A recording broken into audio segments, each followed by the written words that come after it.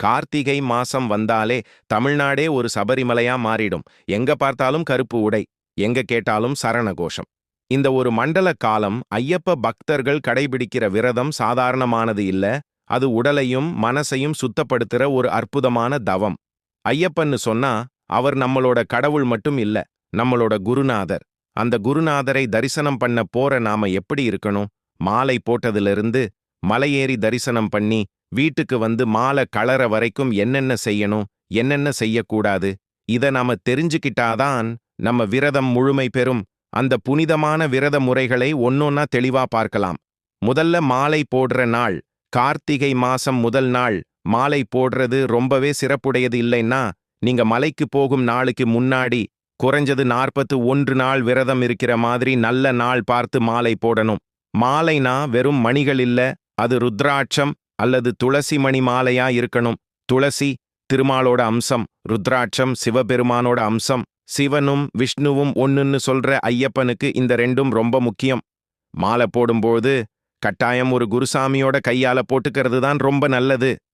குருசாமி கிடைக்கலன்னா கோயிலுக்கு போய் ஐயப்பனையே குருவா நினைச்சு அர்ச்சகர் கையால இல்லைன்னா உங்க அம்மா அப்பா கையால ஆசீர்வாதம் வாங்கி மாலை போட்டுக்கலாம். அந்த நிமிஷத்திலிருந்து நீங்க வெறும் பக்தர் இல்ல, நீங்களே ஐயப்பன்.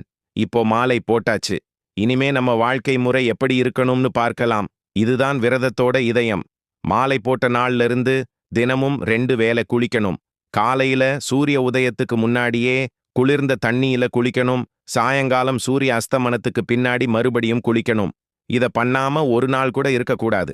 குளிச்சதும் ஐயப்பன் படத்துக்கு முன்னாடி நெய் விளக்கு ஏத்தி 108 சரண கோஷங்களை சொல்லணும். ஐயப்பனோட படத்துக்கு புதியதா பூ போட்டு தினமும் ஏதாவது நைவேத்தியம் வச்சு வழிபடணும்.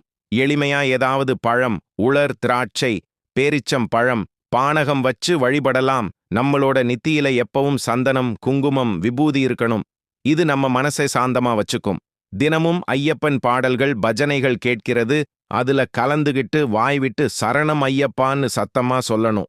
நம்மளோட உடைகள் எப்பவும் கருப்பு, நீலம், காவி, பச்சை நிற வேட்டி சட்டை மட்டும்தான் இருக்கணும்.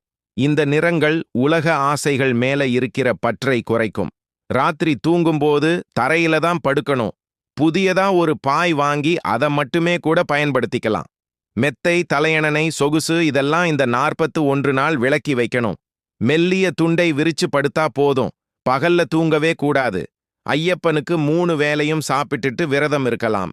சுத்த சைவமாயிருந்து இந்த விரதத்தை கடைபிடிக்கணும்.